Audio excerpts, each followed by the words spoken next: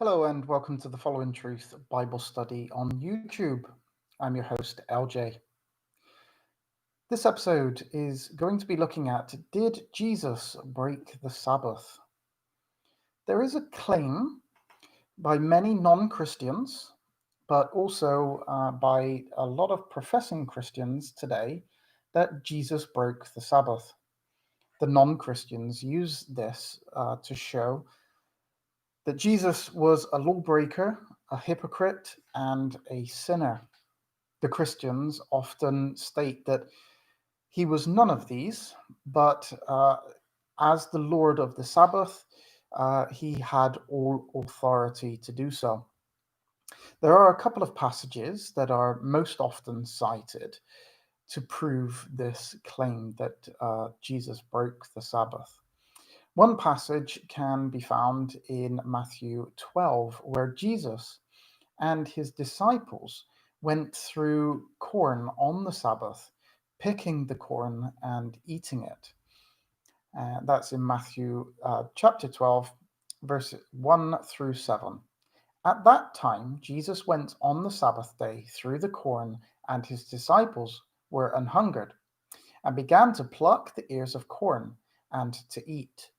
But when the Pharisees saw it, they said unto him, Behold, thy disciples do that which is not lawful to do upon the Sabbath day. But he said unto them, Have ye not read what David did when he was anhungered, and they were with him? How he entered into the house of God, and did eat the shewbread, which was not lawful for him to eat, neither for him which were neither for them which were with him, but only for the priests. Or have you not read in the law how that on the Sabbath days the priests in the temple profane the Sabbath and are blameless? But I say unto you that in this place is one greater than the temple. But if you had known what this meaneth, I will have mercy and not sacrifice, ye would not have condemned the guiltless. Now, another passage is found in John 5, verse 18.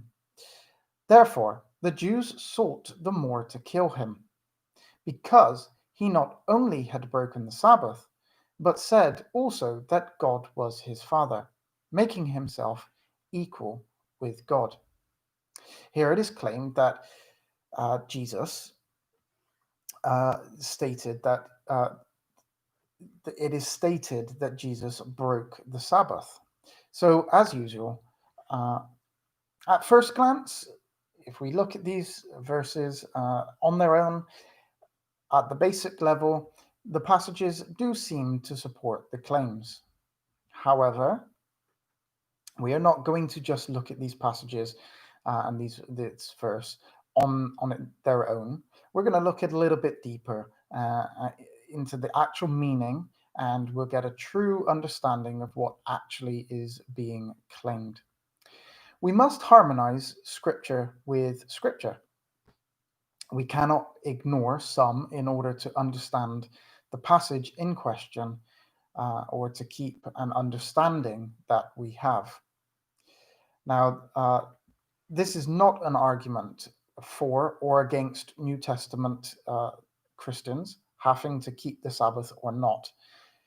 That's a totally separate issue, which I won't be dealing with here.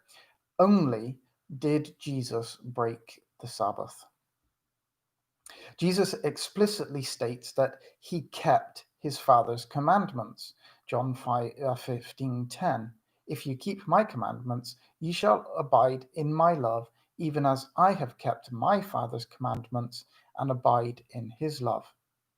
Now, if Jesus did break the Sabbath, which is the fourth commandment, then Jesus would have actually sinned, as sin is the transgression of of a command, and we find that in 1 John 3:4. Now, it's important to have a look to understand that the verse says, "Whosoever committeth sin transgresseth also the law, for sin is the transgression of the law." Now, the law actually in this verse actually means command, So it's any command of God. Would be anybody that breaks a command of God would be committing sin. But Jesus was sinless, as the Bible very clearly states, Hebrews 4:15. For we have not an high priest which cannot be touched with the feeling of our infirmities, but was in all points tempted like as we are, yet without sin. 2 Corinthians 5:21. For he hath made him to be sin for us, who knew no sin, but we might be made the righteousness of God in him.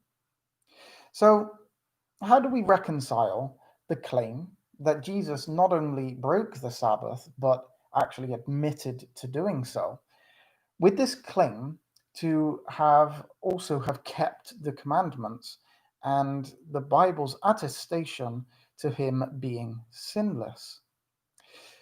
In order to understand this, we're going to need to take a closer look at the passage regarding the picking of and eating of the corn first on the Sabbath. The story is also found it's in Matthew chapter 12. It is also found in Luke 6, verses 1 through 5, and Mark 3, verses 1 through 6. So if you want to have a look at those verses at another time, please feel free to do so. Here we see that when we look at the chapter back in Matthew, what we'll see is that it was only the disciples and not Jesus who picked corn and ate it on the Sabbath. It was the disciples who were hungered. There is no statement that Jesus picked the corn at all. This is a rather important thing to notice. Jesus is not the one here being accused of breaking the Sabbath. It was the disciples that were accused of breaking the Sabbath. Verse 2 in Matthew 12. But when the Pharisees saw it, they said unto him, to Jesus, Behold, thy disciples do that which is not lawful to do upon the Sabbath day. So the accusation here is not being made towards Jesus at all. What we'll find is that even the disciples didn't break the Sabbath anyway, but the accusation is not being labeled here against Jesus. It was against the disciples, and we have to understand that language is there for a specific reason. Had the disciples actually broken the Sabbath by doing so, this could not actually be used to show that Jesus had broken the Sabbath anyway, because it was, as I said, it was the disciples and not Jesus. So Jesus couldn't have broken the Sabbath at this point. But actually, the disciples didn't break the Sabbath either. The Pharisees claimed that it was unlawful for the disciples to pick the corn on the Sabbath day. However, we need to understand, in order to understand this, we need to understand the Torah, the Jewish law. The law very clearly states that this accusation is incorrect. The Sabbath law very clearly states that no work can be done on the Sabbath except that work which would allow a man to eat, and that could be done. Exodus 12:16. And in the first day there shall be an holy convocation, and in the seventh day there shall be an holy convocation to you. No manner of work shall be done in them, save that which every man must eat. That only may be done of you. The law also actually made provisions for the hungered that they could enter into a cornfield that belonged to one of their neighbors. It was perfectly lawful to pick corn from your neighbor's corn as long as you used only your hands and not a sickle to do so. Deuteronomy 23. When thou comest into the standing corn of thy neighbour, then thou mayest pluck the ears with thine hand, but thou shalt not move a sickle upon your neighbour's standing corn.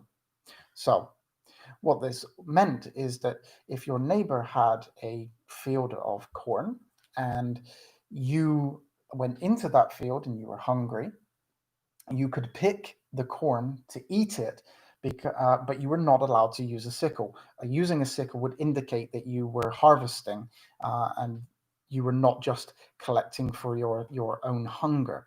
But if you picked it with your hands, the law is allowing a person to basically go into somebody else's field and eat an ear of corn to basically to rid themselves of hunger, and that was the law.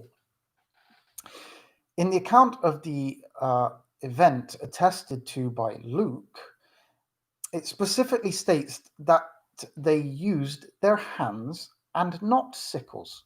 Luke 6:1. And it came to pass on the second Sabbath after the first that he went through the cornfields, and his disciples plucked the ears of corn and did eat, rubbing them in their hands. Now, language is, as I said, is really important, and nothing in the Bible is ever recorded for just the sake of it. There's always a reason. And when we have a look at this, what we find is that it specifically is telling us that they used their hands, not a sickle, which was permitted under the law. The Pharisees charge that the disciples had done by picking the corn was not legal, was in fact false. It was legal for a person to provide food for themselves on the Sabbath, and it was legal to do so by picking corn from their neighbor's field. They did not use a sickle.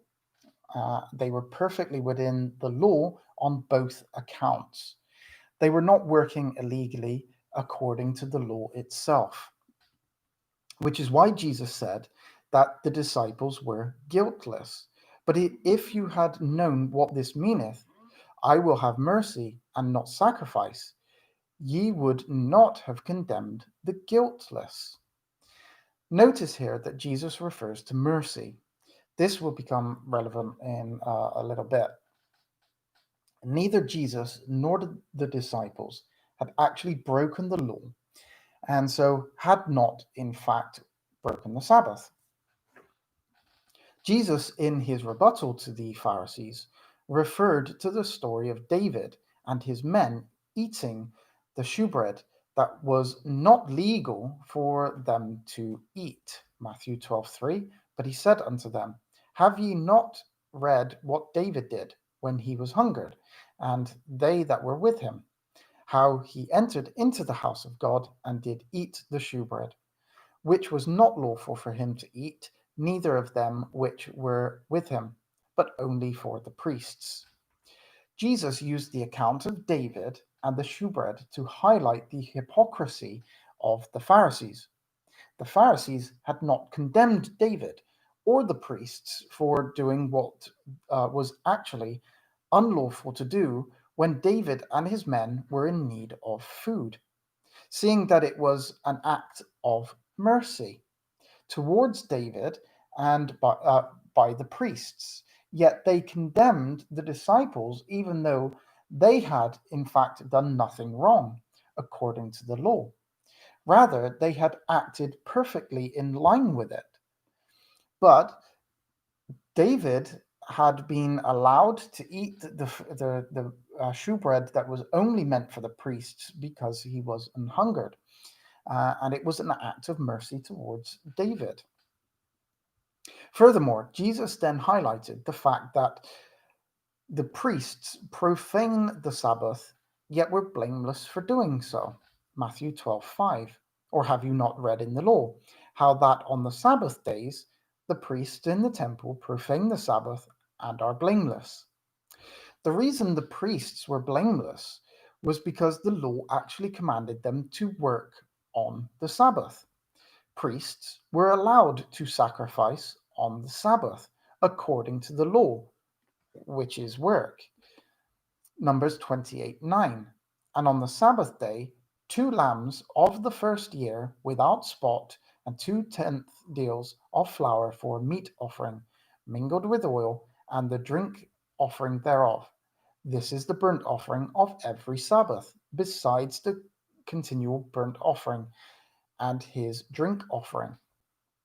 So the priests who were allowed to basically fulfill their role as priests and offer offerings on the Sabbath and burnt offerings um, on the Sabbath, which was their work.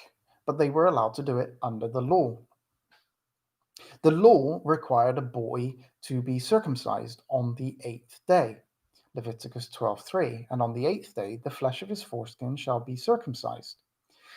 If the 8th day happened to be a Sabbath day, the boy was still to be circumcised uh, by the priests. Therefore, there were acts that were permitted to be done on the Sabbath day that were legal. Again, showing the hypocrisy of the Pharisees and their lack of understanding of the law. The same could be said about many people today who claim that Jesus broke the Sabbath. The priests were allowed to do the work that was contained within the law for them to do so. Jesus showing that it was the mercy that the priests gave David, which was not legal, rather than their sacrifices, which are legal, that is more profitable. It is kindness and humanity that is required above the law and the acts of the law. And so when the priests allowed David to eat the shewbread, this was an act of mercy, and this supersedes the law. The Pharisees then asked Jesus a question. Was it lawful to heal on the Sabbath? Now, they did this so that they could accuse him in Matthew 12:9. And when he was departed thence, he went into their synagogue, and behold, there was a man which had his hands withered. And they asked him, saying, Is it lawful to heal on the Sabbath days? That they might accuse him. Waiting for Jesus to say something by which they could hold him and accuse him was in fact something that the Pharisees did quite a lot. Luke 11:53, and as he said these things unto them, the scribes and the Pharisees began to urge him vehemently to provoke him to speak of many things, laying wait for him and seeking to catch something out of his mouth that they might accuse him. They were in fact desperate to find a reason why to persecute Jesus. They literally tried everything that they could in order to make him say something or do something that they could accuse him and finally persecute him. And they made up all different types of false accusations against him, which they even did at his trial.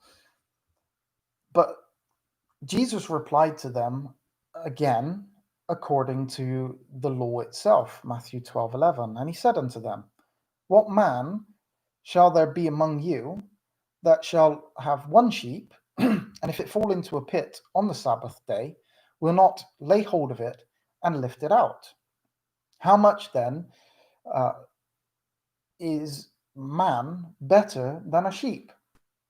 Wherefore is it lawful to do well on the Sabbath days? Luke 14:5, and answered them, saying, Which of you shall have an ass or an ox fall into a pit, and will not straightway pull him out on the Sabbath day. So Jesus is saying, if you have an animal and it needs help, you're going to help it. Now, is that work? If you're pulling your animal out of a ditch, or if your animal needs your attention, your help, are you just going to leave it? Of course you wouldn't, because an act of mercy is allowed. And so healing, of course, is allowed on the Sabbath, because healing is an act of mercy. It's not an act of work. Now, this is a reference to the law, where it is explicitly stated that should an animal belonging to a brother require help, the Israelite was to help the animal. Deuteronomy 22:1. Thou shalt not see thy brother's ox or his sheep go astray, and hide thyself from them. Thou shalt in any case bring them again unto thy brother. And if thy brother be not nigh unto thee, or if thou know him not, then thou shalt bring it unto thine own house, and it shall be with thee until thy brother seek after it, and thou shalt restore it to him again. In like manner shalt thou do to his ass, and so shalt thou do to his raiment, and with all lost things of thy brothers, which he hath lost, and thou hast found. Shalt thou do likewise, thou mayest not hide thyself. Thou shalt not see thy brother's ass or his ox fall down by the way, and hide thyself from them. Thou shalt surely help him to lift them up again. Exodus 4:4. If thou meet thine enemy's ox or his ass going astray, thou shalt surely bring it back to him again. If thou see the ass of him that hateth thee lying under his burden, and wouldn't forbear to help him, thou shalt surely help with him. So, quite clearly, the law allowed for an Israelite to help their fellow Israelites when they were in need. Mercy beyond the law. This is what Jesus taught over and over and over. He explained the actual law to the Pharisees as well. Jesus said that it was perfectly legal to heal on the Sabbath day, just as it was legal for the priest to do what they were to do and were expected to do of them on the Sabbath day. He showed their hypocrisy, that they themselves would do good on the Sabbath. Matthew 12:13. Then saith he to the man, Stretch forth thine hand. And he stretched it forth, and it was restored whole, like as the other. Then the Pharisees went out and held a council against him, how they might destroy him. But notice that after Jesus had healed the man, after he explained the law to them, showing them their inconsistency, their hypocrisy, and their lack of knowledge of their own law. Once Jesus had healed the man, they didn't then accuse him of breaking the Sabbath. They went away looking for a reason or a way in which they might destroy him. Well, if he had just broken the Sabbath, they had got their reason right there. He'd healed the man. They said it was against the law. If it was against the law and he had broken that law, they didn't need to go and search for a reason to destroy him. They had it. But Jesus had just shown them that their accusation was incorrect. He used their own law in order to do so.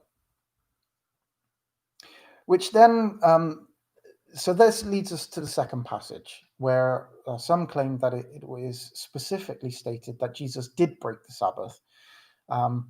Some even claim that Jesus himself made the claim that he broke the Sabbath, which we saw in John 5:18. Therefore, the Jews sought the more to kill him, because he not only had broken the Sabbath, but said also that God was his Father, making himself equal with God. But again, when we put this passage back into context, we will see that Jesus said that he didn't break the Sabbath. This was an accusation. What we'll notice is that Jesus had just healed a man on the Sabbath. John 5:1. After this, there was a feast of the Jews, and Jesus went up to Jerusalem. Now, there's a whole passage here from verse 1 through 15. I won't read all the passage, but I would suggest reading the context of this. But the Jews sought to kill Jesus because we're going to look at verses 16, 17, and 18. The Jews sought to kill Jesus because he had healed on the Sabbath. John 5:16. And therefore did the Jews persecute Jesus and sought to slay him because he had done these things on the Sabbath. So he had healed a man on the Sabbath. Now Jesus tells them that his Father was working, and so was he. In verse 17, but Jesus answered them, my Father worketh hitherto, and I work. This work was work of doing good, which is permitted on the Sabbath, as we've already seen. This is not an accusation against Jesus breaking the Sabbath, because Jesus was not breaking the Sabbath. Jesus was healing on the Sabbath, which we have already seen in the law was permitted. But then we have the verse that is used to claim that Jesus did break the Sabbath. Therefore, the Jews sought the more to kill him because he not only, this is important wording, because he not only had broken the Sabbath, but said also that God was his Father, making himself equal with God. However, as we've seen, it was legal to heal on the Sabbath. And that's what Jesus had just done, healed a man on the Sabbath. Again, if Jesus himself said that it was legal to heal on the Sabbath, he couldn't now be saying that he had broken the Sabbath by healing somebody on the Sabbath, or he would have just contradicted his own statement.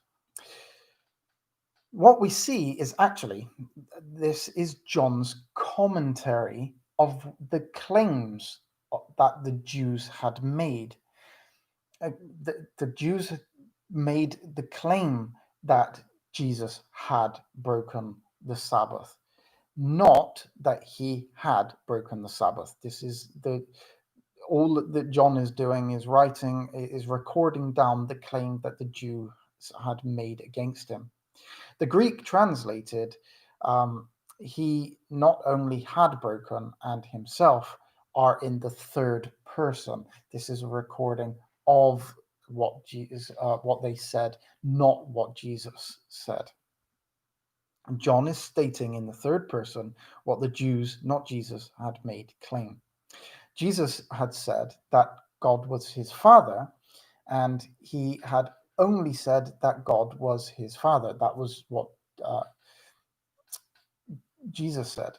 We see no statement that Jesus had made himself equal to God. It was the Jews' claim, again, that claimed this. The Jews claimed that he made himself equal to the Father, just as they had done in claiming that he had broken the Sabbath.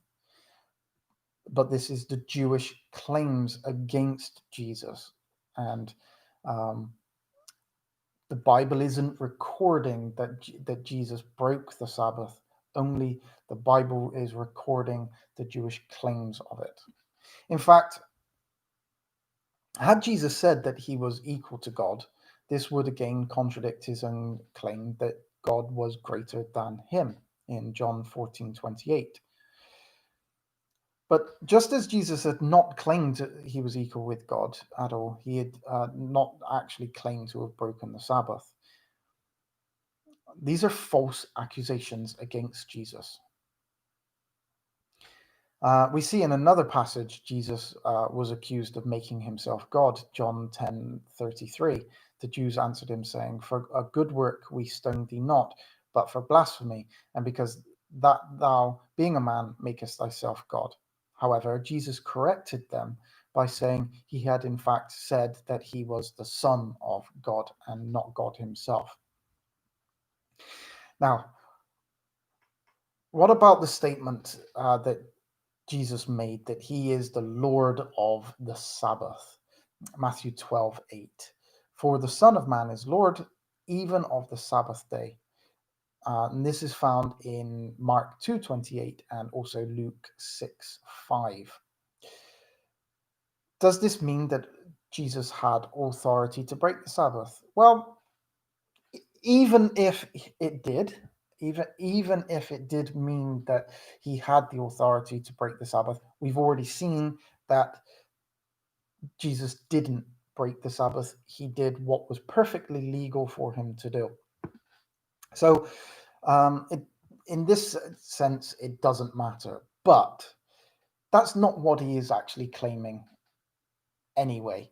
In fact, it shows that Jesus, being the Word of God in the flesh, he was able to correctly explain the Sabbath laws, which God had given in the way and with the meaning that God had intended it to be given, without the burdens, the rules imposed by the Pharisees upon it.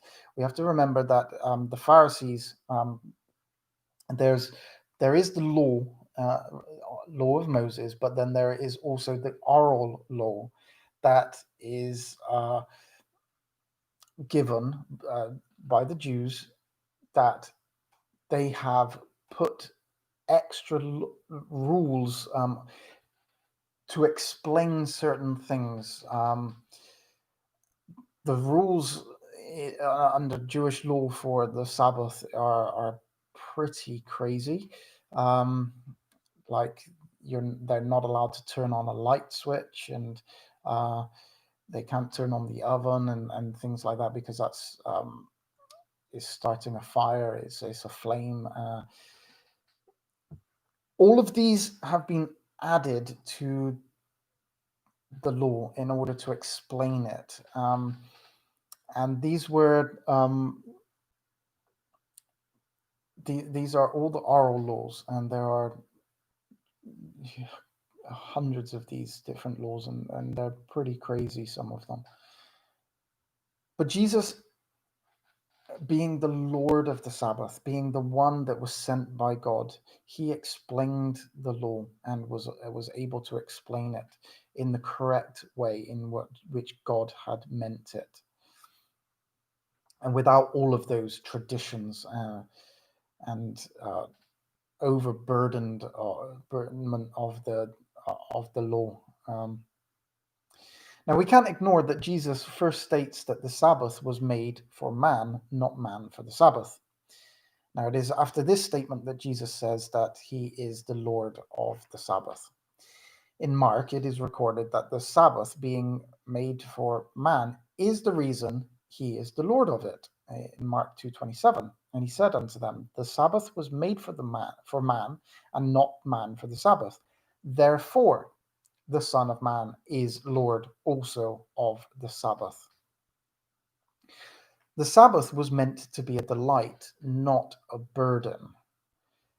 Isaiah 58:13.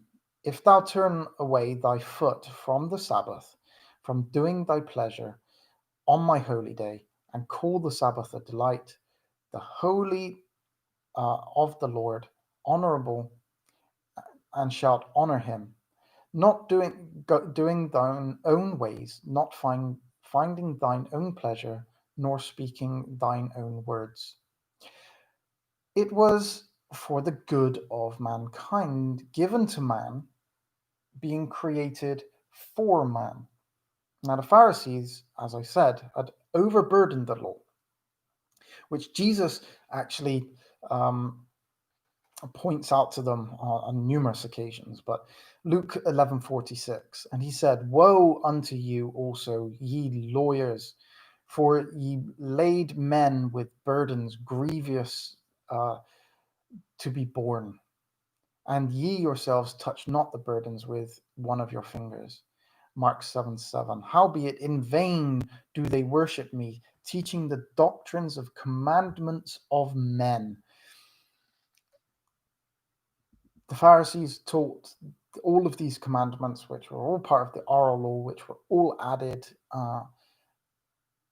and not part of God's law. They're commandments of men. For verse 8, "For laying aside the commandment of God, ye hold the tradition of men, as the washing of pots and cups, and many other such like things ye do."